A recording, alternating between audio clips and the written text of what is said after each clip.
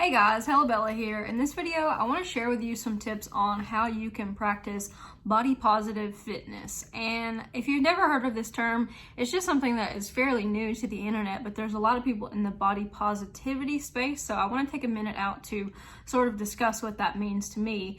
So for body positivity, it basically just means you don't hate yourself. You admire your body, you love your body, you celebrate your body, you think about what your body does for you every day instead of critiquing every flaw that your body has.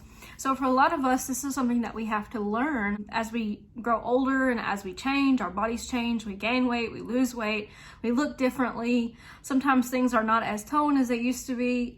For a lot of us, this means that we are overweight. And so for me, body positivity has always sort of been in the back of my mind, but it wasn't until in the last couple of years in my life that I sort of began to embrace it. So just sharing a few things with you. I am 25 years old, I'm almost 26, and for years I was obsessed with how my body wasn't enough in terms of society's idealistic view of what a woman is supposed to look like. And this led to a lot of obsession over calorie counting, working out, trying to use fitness as a way to make up for what I lacked in my body, and it really drove me crazy to the point of having a full-blown eating disorder, or rather disordered eating, where I was not comfortable eating ever. Every time that I had to make a food decision, I became anxious. So thankfully I've gotten over a lot of that, but to give you a little bit of insight into my journey, I started out at 189 pounds and I lost all the way down to 135 pounds. And over the course of a year or two, I really built a body that I was really proud of, but it was very difficult to maintain. And so years went by, I gained a couple of pounds a year, 10 pounds one year, 15 pounds another year. And before I knew it, I was all the way back up to my starting weight. And currently I weigh around 187, which is probably about a 35 or 36 BMI.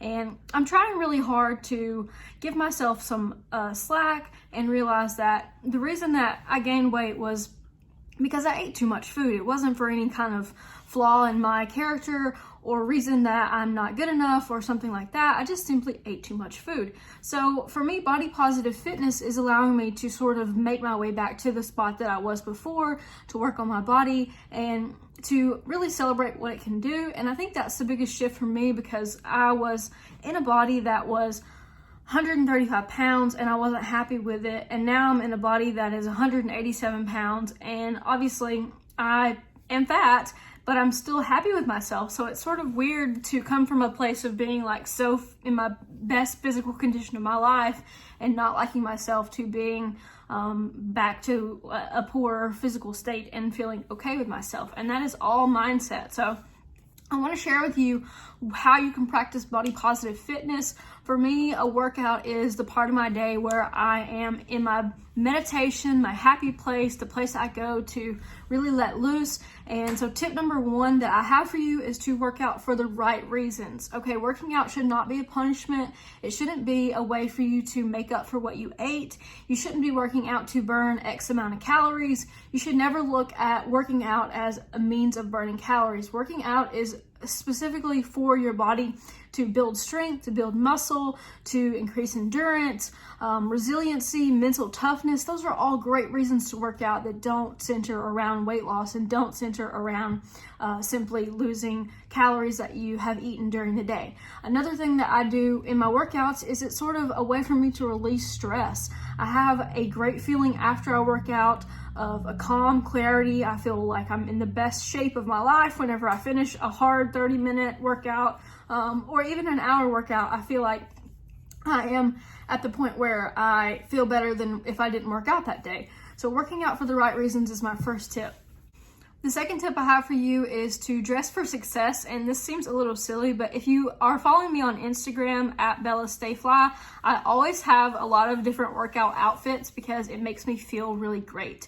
It makes me feel like I'm strong and like I'm attractive and I can do hard things. I can do all of these cool things that other people can do. And workout clothes that fit you well are so important, because when you're doing the movements, you want to feel like you're not messing with your clothes or tugging on your clothes. It really helps you to make sure that you feel good about yourself, and that's another thing that is body positive, is getting in a good mood, getting on a cute outfit, going and doing your workout for you, not for the point of trying to become someone that you're not, but just accepting the fact that you are working out today. The third tip that I have for you is to find a workout routine that keeps you entertained. I cannot stress this enough. If you're doing a workout that you feel like you have to trudge through, you're not going to be able to be consistent with it. You're going to be able to do it for a couple of days and maybe even a couple of weeks, but eventually you're probably going to give it up.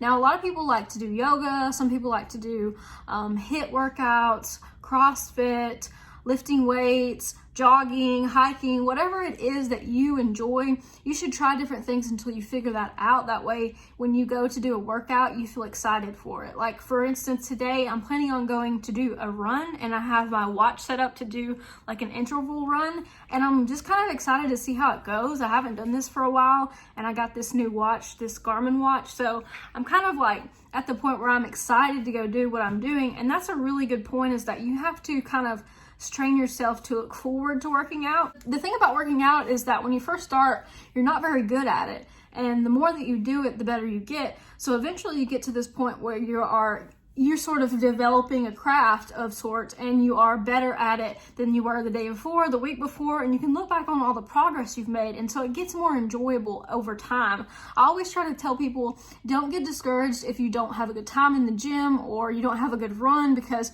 this is just the beginning of something that you are building. You can't expect to be really good at something when you first start doing it. The fourth tip that I have for you is to love and appreciate the person that you are today. This doesn't mean that you don't want to improve. It simply means that you are okay with where you are right now. So for instance, right now today, I'm 187 pounds. I'm a decent runner. I'm fairly strong. I can work out for an hour now without having any trouble. I still feel like there are things that I want to get better at, but why am I not okay with the person that I am today? You have to really love yourself. That is what body positive fitness really means. It is about having a love for yourself no matter what part of the transformation that you're in. A lot of people start to realize that at some point this change is not going to happen overnight. It's something that is over time, and slowly you change into the person that you want to be. But that doesn't mean that you don't love the person that you are now. That also doesn't mean that the person that you are now isn't a worthy person. I still deserve love. I still deserve to be happy. I still deserve to feel confident, even though I might not be at the part that I want to be at yet. So that is what I want to encourage you to do, is to accept yourself and to treat yourself like you would treat a friend. A friend probably would tell you that you're doing great. So that's going to bring me to my fifth point, which is to stop nitpicking your flaws. I don't really know why we all do this to ourselves, but especially we as women have a tendency to pick out every single thing that is wrong with us, especially down to the cellulite or the stretch marks or the loose skin or my arms are bigger than they were before, and now I don't want to do this, or I have hair where I don't want to have hair. So all of these things are just really silly and stupid things to be worried about. So I would just say stop worrying about those little things. Notice your progress instead of your failures. And these might not even be failures. A lot of times what we think is a failure is just simply a step along the way of the road that we're walking on right now. It's not a failure if I can't do a burpee. It just means that I can't do a burpee. It's not some consequential thing that is going to determine the rest of my life. It just means that I'm not at the part of my life right now where I can do that, and I have other things to work on.